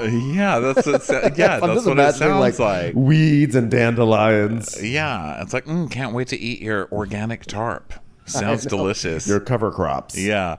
And Samuel, the French guy, is like, oh, we're in the middle of nowhere with no space. I will show so many techniques. And then he just starts going as fast as he can, just chopping heads off shrimp and like going nuts. And then Sarah's like, this, guys, I'm doing a play on the dish. she's not waiting around for someone to be like, hey, Sarah, what are you cooking? Yeah. Like they normally do. She's like an old pro. So she's like, guys, this is the play on the dish that I made that made me fall in love with my husband. We fell in love over a discussion about kohlrabi. It was very sexy, guys. Very sexy. He's like, we fell in love after a one-night stand, I thought, and you wouldn't leave, and we went and got breakfast. She's, no, I'm pretty sure it was a conversation about kohlrabi. It's like, I was just looking at your boobas. No, we went and saw a movie, remember? And I put out flowers on the bed. So Dawn just got a bunch of stuff and is going to create a dish. And she's making a patty, basically. And she's making hatties, yeah. And so, and Tom, he's like, I love carrots. I think carrots are one of the most underrated vegetables of all time, which is funny because I feel like carrots are in everything. So they don't get respect. They don't. I feel like People are like, ew, carrots. Yeah, they are like they can even be slightly retro. So he's like, I'm going to make a carrot Houdini. It looks like a carrot. It tastes like a carrot, but it's not a carrot. It escaped out of a straight jacket. So just a straight jacket. I was gonna say, are you gonna cage the carrot? Because that's not what a Houdini is. Okay. You're gonna dip your food underwater and see if it can get out. So then Amara's like, so you're gonna make carrots that don't look like carrots, or what? Or do they look like carrots? He's like, you cook for Padma and you try to look cool and not to cry. That's what I'm doing, bro. So Ellie is making cauliflower steaks, which already look amazing. I don't even, well, maybe they're not right here, but later on they look amazing. Yes, I don't know what they he do. did to make them look more amazing than any other cauliflower steak I feel like I've ever It seen. looks like he's just They pan It frying looked them. like they were puffy almost and delicious. I They think looked he's just amazing. pan frying the fuck out of them, which I've never thought of. I've always roasted them. Yeah, Have you ever I pan think that's fried what it them? was. No, but I want to do that now. God, oil changes everything. Really does. So Amar's doing a bunch of different vegetables with seared scallops. And this is where Ollie's talking about how he's so shy. He's like, I've never heard the words, pack your knives and go home. To go in the first round, I can't imagine how bad that would feel. I was like, please don't let Ollie go home. I know. I thought he was going to go home. Isn't that what that means? Could you imagine if you go home in the first round and you are representing a country whose culinary traditions are often seen as apex? God, that would be terrible. So Charbel, he's like, I'm doing an onion. And Amar's like, onions? And chicken jus? That's ballsy, man. And he's like, the onion is always forgotten. So today, the onion will be the star. Well, it sure is in Gail's perfume counter. You know, Gail actually was first runner-up on a Canadian TV show called Onion Star. Anywho, so Nicole meanwhile is doing something with her vegetable. Nicole is Canada Smile, and she's like, this is so much work. I mean, it's a vegetable for crying out loud. And yeah, she goes, this is just a fucking vegetable. And she goes, don't say just vegetable. Vegetables are my lovers. Begonia. Yeah. Begonia is probably is. She probably, when she like, I can imagine Begonia setting up a bunch of votive candles and like several vegetables around her bed while she makes love. She's like, welcome to my vegetable palace. So Samuel gets the drama music. And he's like, I'm doing real squash puree. I'm cooking carrots in their own juice. I'm doing prawn as carpaccio. I'm doing beets 5 different ways. And he's like doing all of this stuff, but the music's like dun dun dun dun dun dun. He's in trouble. Yeah, Dun, dun, because he's like dun, banging dun, his dun. prawns with a thing, and he says that he's inspired by the garden. I was like, really? You on a vegetable challenge? Your inspiration is a garden? Wow, That is crazy. That is, wow, That's nuts. That's what you call imagination. I thought you were inspired by electricity because you have so many plugs. So, Gabriel's like zipping around, and this is when he tells us that he's known for being like really, really fast in the kitchen, which literally never works out for anyone on Top Chef. It's always the one who is the most frantic, who always falls all over the place. There was someone last season, I think it was last season, or maybe it was 2 seasons ago. They were just like a mess. They were just speeding around, and they were ruining everyone's dishes because they couldn't control themselves. Well, that's him this season for sure. And I just wrote, he is fast. But he drops an avocado because this is where he's throwing up avocados, like cutting them really fast. But then he drops one on the floor. So, like, you got to be fast and graceful, you know? Although he must have been. He won Top Chef Mexico, right? Was he a winner? So then he is on the stovetop, and he basically pours like 1.5 quarts of water into Dawn's sauteing vegetables. And he's like, oh, Dawn, by the way, I poured water in it. And she's like, fuck! Yeah. And he's like, I'm so sorry. I'm so sorry. I'm so sorry. I'm so sorry. It was my fault. And she just won't say anything to him, but she's like trying to save them, like dry them out and stuff. And she's like, I'm just drying them and putting them in coconut milk. I didn't come all this way to be sent home. So then the judges are coming. So they're doing like a badass judge slow motion walk through the botanical gardens. Yeah. It's so funny. They're all like florals. And it's like, sex on wheels coming. And it's like very dry British people. And so they sit down and Padma's like, thank you for allowing us to be here. It's beautiful. Look at all those Venus flytraps. Oh, wait, that's just Gail's patterns. And Helena Dove, who I think runs the place, is like, well, it's a very inspiring place to work. I'm sorry, did you say something? Don't want to hear you. Thanks. I'm sorry, you're not Benedict Cumberbatch. Welcome to our first meal, lady who shouldn't be speaking. Anyway, we have 16 winners and finalists from all over the world and Kentucky, and they're super excited to cook for us today. We have the most cultured and least educated person. the most cultured guest and the least educated guest in the entire franchise of Top Chef. So Tom the German is like, oh, finally my carrot is set, but it doesn't look like carrot, but it tastes amazing. It tastes amazing. So there's like the first batch of people, I think is like Tom. It's like Sarah, Sylvia, Amar, and Tom. They bring out their food. Padma's like, hi, everybody. Let's start with you, Sarah. Sarah, have you ever been in a fancy garden before? Is this nice? What about a greenhouse? Sarah, have you ever slept anywhere that looks like this? Bet you have. Just replace all these beautiful cultural plants with weeds. Sarah, please stop trying to turn all these plants into moonshine. It's not going to work. Sarah, that's not a popsicle. It's a plant. Please put it down. You too, Gail. Oh, God. It's going to be a long season. Well, Gail does need her roughage. Okay, everybody, let's start with Sarah. And Sarah's like, I did some cover crops with some pot liquor, smoked pork, and cornbread. And British people are like passing out, fainting. They're like, what about Kentucky exit? And Sylvia, she's like, beetroot with goat cheese and kohlrabi sandwich. And Amar does a glazed and pickled romesco sauce with a seared scallop and herb oil. And But a huge salad. A huge scallop. right in the middle. A huge scallop. Supposed to be the most minimum thing in your dish, sir.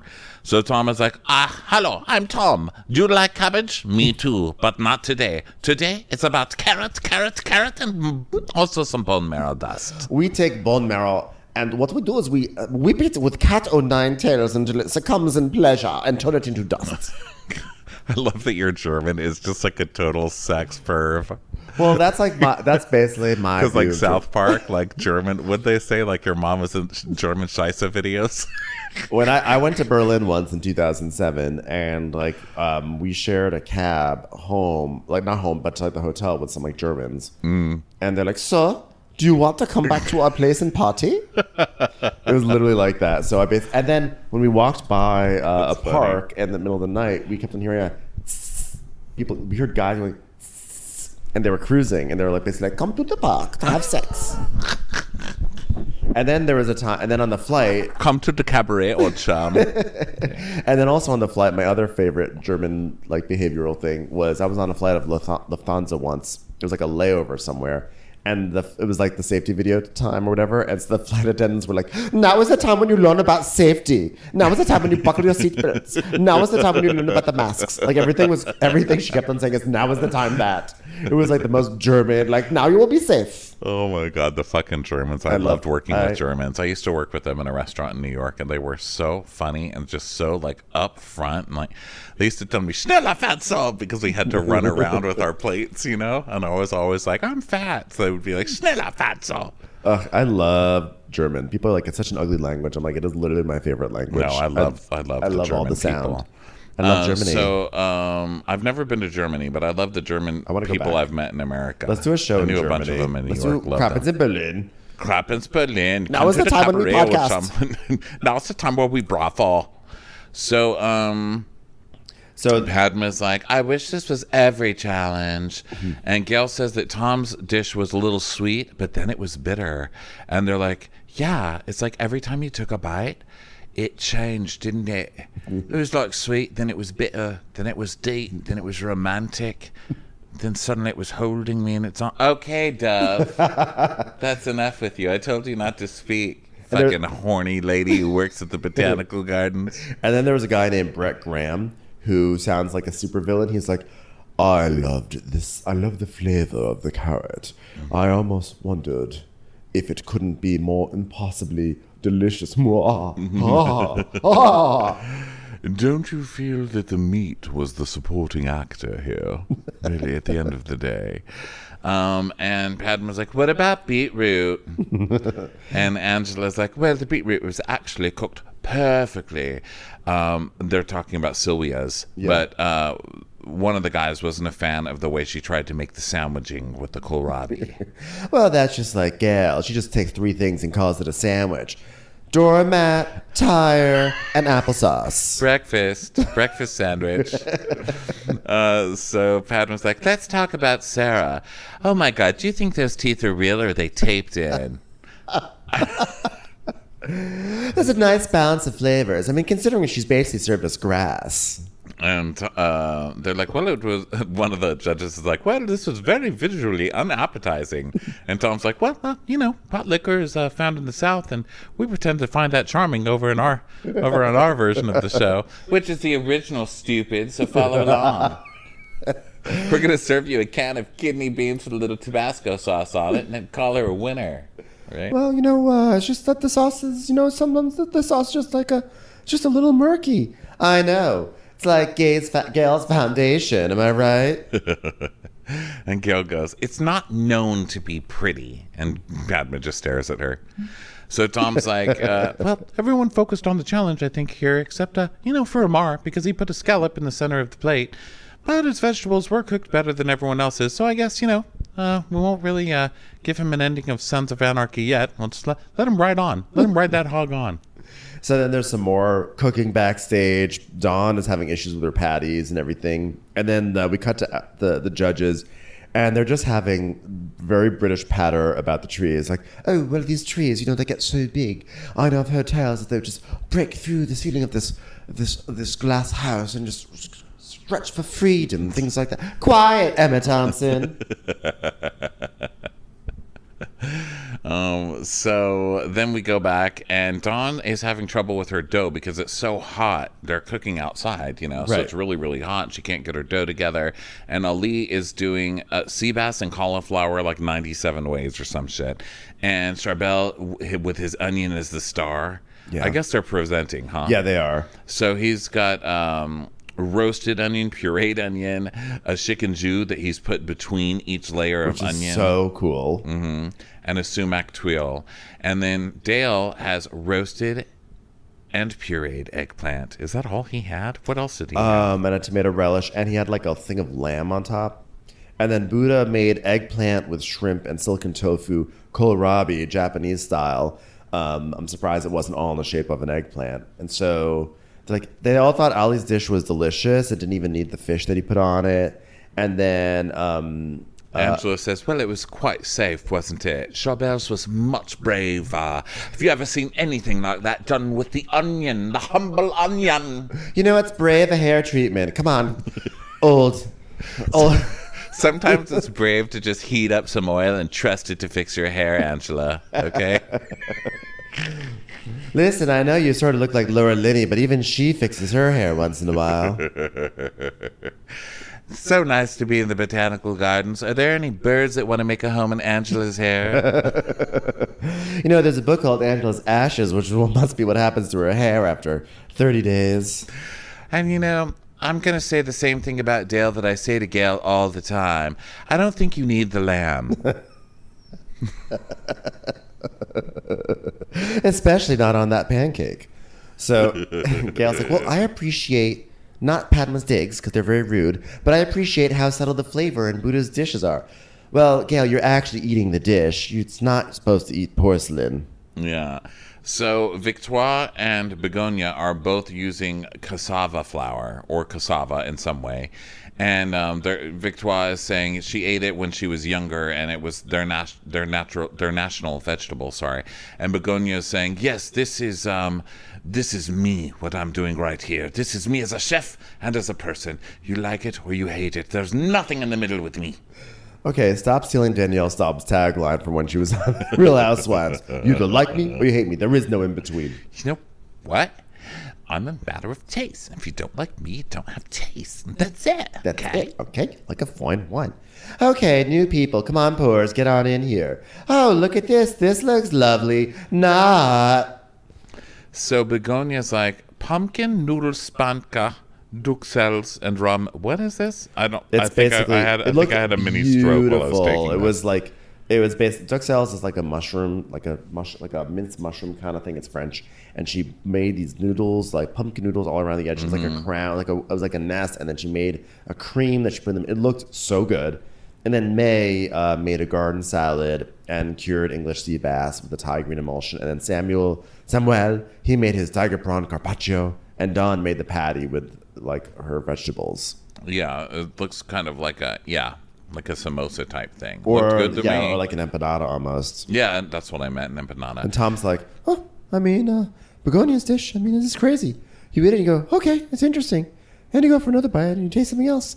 And like, that's interesting too. Then you go for another bite and that's interesting too. And then you go for another bite and that's interesting too. It's like the exact opposite of my son's resume. And Angela's like, she also got the texture of the pumpkin, which is very difficult to get. So often we overcook it. And Gail's like, oh my God, May's food was a vibrant. And Angela's like, oh, the beat was brilliant in the end, wasn't it? I don't know. I think I got one of your hairs in it, Angela. So Pamela's like, what do we think about Samuel's? I mean, the fish just ate slimy. And they're like, it was good. And Gail's like, but he didn't even devein the shrimp. And Tom's like, yeah, you kind of got to devein the shrimp. You got to clean the poop line out of that. And that's a pretty, oh, wow. And one of them lifts up like this, like the poop line, the poop it's shrimp. Bad. And it looks bad. And Padma does one of these. She goes, oh no. Oh, this is a travesty. Oh, this would be like if my dear friend Ali Wong did a stand-up special and no one saw it. Oh. That is pretty bad, though. I mean, he forgot to clean all the shrimp, and it was just... And it's a carpaccio, so it's raw, I guess, yeah, right? So it's like all this raw stuff, and they just lifted all these lines of shit out of there. I mean, really bad. God, I hate saying shit. I'd like to say poop. I'm going to keep... You're wearing off. I mean, you got to clean it. You got to clean it. It's I guess what my son says to the barbacks. You got to clean it. So Angela's like, well, I'm tasting Dawn's now, and you know what? I'm English, and I love the pastry, so thank God something's breaded here. I say give her the win. Now, Angela, you know that isn't a toothbrush, right? British people. Yeah, but the pastry, this is about pastry. This challenge is supposed to be about vegetables. It's not Gail's wish list. Listen, this isn't about pastry, it's about vegetables. It's not called Gail Goes Shopping for Linens. Her duvet is puff pastry. I'll say it, everyone. 1 minute. Okay, so now it's the next group. And let's see. So Luciana puts huge leaves on top of her plate. That's her, right? Who does that? I think it was her. And then Gabri had basically a pile of stuff. And then Victoire had stuff, and Nicole. They come out. So Gabri presents first, and he's like, we have black truffle beans and confit corn and mixed up bleak or something like that. And Gail goes, Gabri, what was the protein in this dish? Gail, well done. You really shamed him. Look at how he's reacting. Because Gabri's like, oh, fuck. Yeah, he's like, I forgot the chicken emulsion. Oh, fuck. Go harder, Gail. Do it. You can do it, Gail. You forgot protein. All right, Gail. Come on. Now's your chance to shine. You're failing, Gail. Gail, there's a specific way you got to ask the question. Try it again from the top. Where's your protein? Did you mean to not include protein in this challenge, Gabri? And he goes, oh, but also the beans was cooked with pork fat. Or the beets or whatever. Oh, okay. Less fun. Yeah, that's fine. Did you mean to fuck up that answer because you're about to get kicked off for not saying the right thing? And it's like, so then Nicole does a summer bass with, I don't know, vegetables. Yeah. I wrote just with and then didn't write down with what. It said with the garden vegetables and onion soubi and fondant potato salad. And Victoire gets emotional because she makes cassava. And she's like saying how she's getting emotional because when she was young in the Congo, she was really poor and they would eat cassava every single day. And so she presented this cassava with comfy carrots and gazpacho. And then Luciana's like, oh, well, that's funny that you had that whole emotional cassava thing because that's sort of what I was kind of going to do that, like cassava sad story. I know, and she still does it anyway. She's like, what a coincidence, we are next to each other. It's a vegetable that was brought to Portuguese to help the hunger. And she's actually holding an entire cassava up in front of the judges like a show and tell. Yeah. She's like, and now please everyone come together and we cry together for the cassava, the simple cassava. Victoria's like, well, I sort of was hoping that would be my sob story moment, but that's fine. You can be in this too. So, Gabri's dish looks crazy. It literally looks like he swept up leaves, like it was it was October and he was cleaning the lawn. Yeah. So is he the one who put the giant leaf on the plate? It must have been him, right? There may have been multiple giant leaves on this challenge. So Padma's like, so what did you think of Gabri's dish? And one of the guys goes, it looked like a lot of dried things. And Angela goes, I'm all for charring, but this left a burnt taste in my mouth. Oh, were you eating your hair again? You said something about charring. Sorry, I must have zoned out. Stop chewing on your split ends, Angela. So what about Nicole's? God, her smile's unsettling, isn't it? I mean, summer bass, is that what that was? Well, it's quite old-fashioned, isn't it? Very old. Well, I found it charming in its quaintness, like this one. Gail? It's like when Gail wears pigtails. So charming in its quaintness. And Gail's like, well, the fish feels completely disconnected from anything going on here. Well, that's what I always say to you, Gail, when you wear a fish to Fashion Week. So, Victoire's, Tom is like, the scallops weren't really worked into the dish, were they? And Luciana's, he liked the flavor, and he's like, and the cassava was well seasoned, but the shrimp, I don't know if you need shrimp. Do you need shrimp? I don't really know. It's like, it's basically how all chefs felt when I asked them to stage my son for a summer. They said, I don't really know if we need the shrimp, 20 seasons, think about the first episode, and this is by far the best one we've ever had, Well, it would have been the best except for you-know-who's burnt you-know-what's. Well, sorry, Angela. Thanks to all the nameless gingers gathered here today. You can all go home. Please take this dove woman out of my sight. Thank you. Now, Angela, you're coming with us because I heard you know Emily Mortimer. She's famous. That's really all I had to say. I just wanted to say the name Emily Mortimer. Can you introduce me to her? Thanks.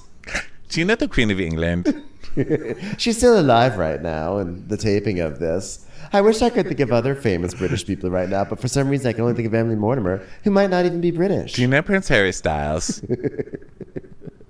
So they're in the stew room having champagne.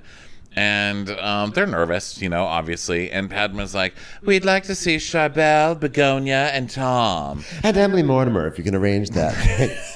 We'll also accept Emily Blunt. I'll take a good Brenda Fricker, if nothing else. Does anyone have, what's-her-face from Secrets and Lies? Can anyone raise me a little voice? Is there a anyone? Brenda Blethyn around? The rest of you can sit back here and shiver because you're about to stay poor. So they go into the judges, and Padma's like, congratulations. The three of you had our favorite dishes of the day.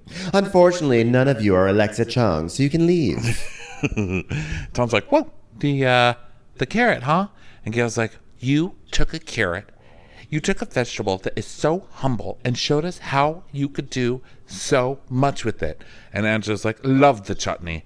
Well done. Yes, now all you really need to do is condition your hair. I'm sorry, that was for Angela. Sorry, go ahead, everybody.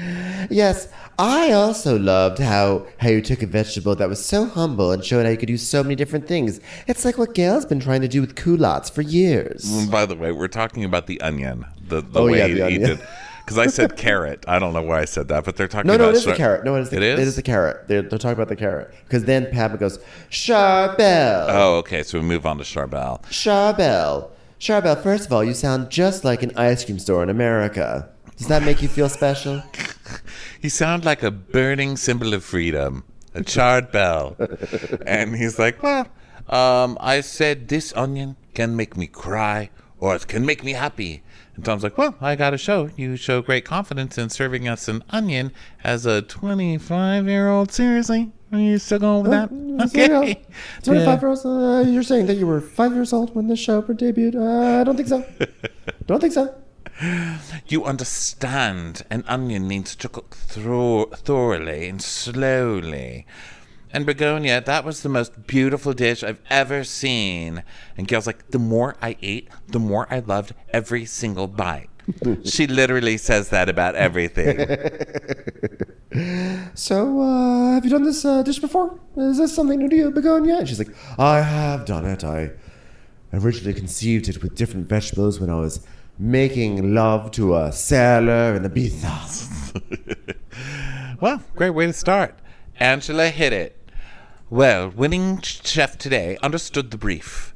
Winning chef today, Charbel. Congratulations. And he's like, 25, I'm 25 years old. Lovely. Thank you for giving us all onion farts for the next 12 hours. Thanks for letting none of us make out with strangers tonight in London.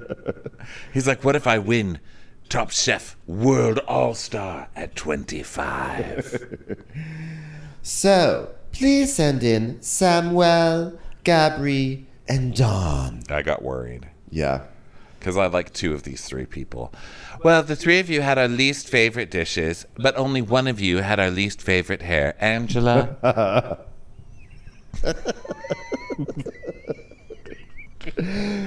Angela. I have to say I wasn't a big fan of Ozark, but now that I've met you in person, I think I'd call it Nozark. Anyway, hey. Oh, does anybody know Jason Bateman so I can call him and ask him to fire Angela? Jesus Christ. So, what was the day like for you, Samwell? Or should I call you Sam Unwell? And he's like, I should have cooked more with my heart instead of trying to just show 97 techniques, which I showed perfectly. I guess that's the problem. And Tom's like, well, actually, the problem was the shit line, okay? Because I ate a lot of shit today because we got the intestinal tract. And Gail's just shaking her head like, how dare you? How effing dare you, sir?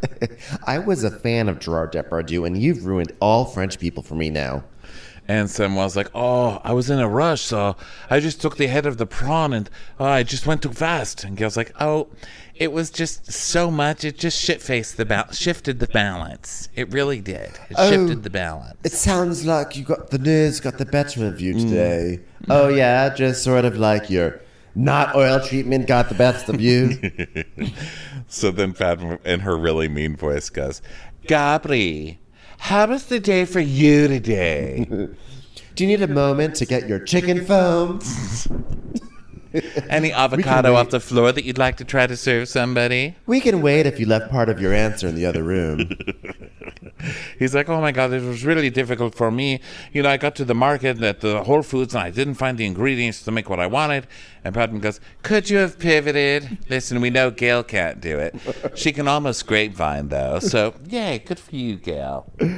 Yeah. And he's like, well, I was so in my thought. And she goes, yeah, you couldn't get out of it. I get it. It's like watching Gail sticking her head through the armhole of a shirt. She's just determined to make that work. It's like, Gail, use the head Literally hole. 3 hours of this. Oh my God. It's like an hour. Use the head hole, Gail. Don't stick your head through the arm. She just gets tunnel vision. Or armhole vision, I should say. And Angela's like, mine was just far too jarring. And then it overpowered. And Gail's like, well, I do think a salsa or emulsion would have brought it together. And he's just nodding like, yes, I left it. You know, which I left it, puta.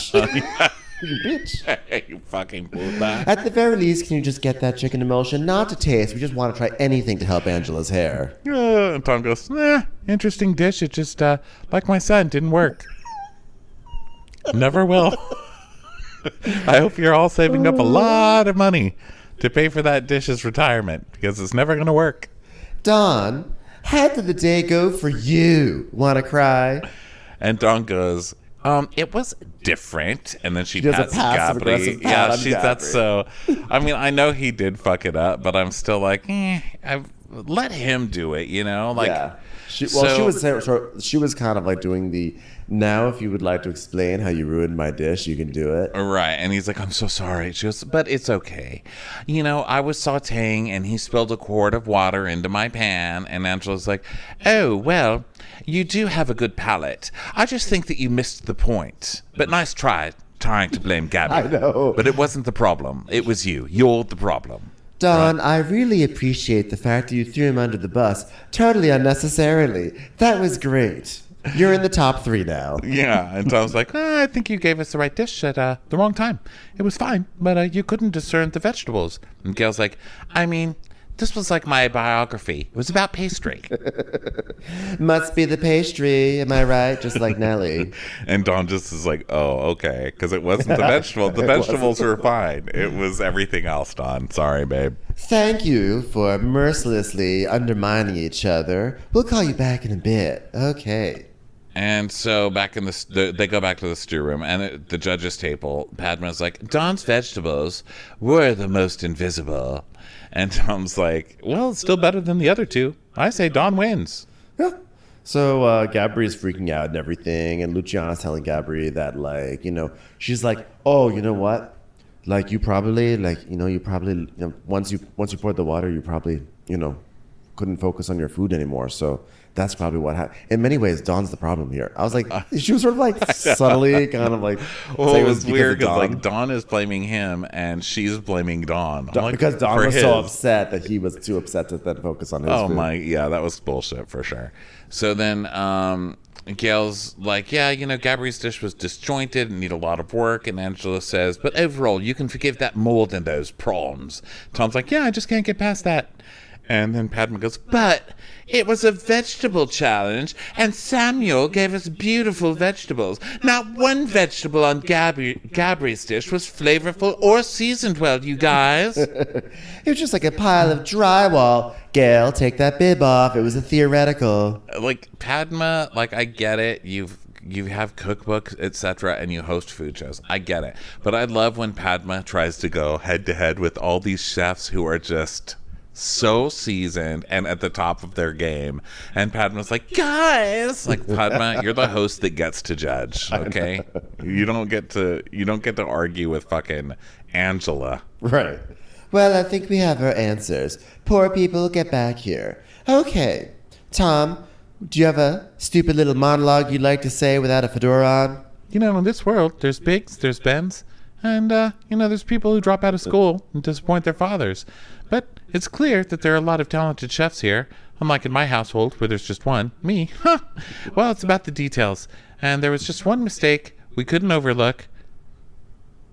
Angela, I'm going to shave your head.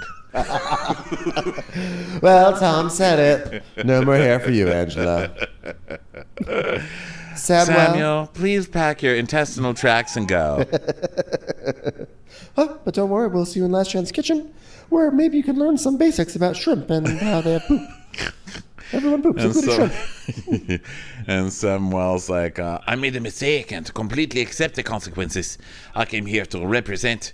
I will give it my best. If I have to start this competition by the bottom to finish by the top at the end, I will do it. If it's the way, it's the way. I'll start after lunch. A very long lunch. And he comes back and he's like, Vive la France! They're like, okay. And that's it. Wait, and I like how Mark goes, any little thing can send you home this season. I'm like, it was a poop track that he left into the shrimp. It was literally a number 2.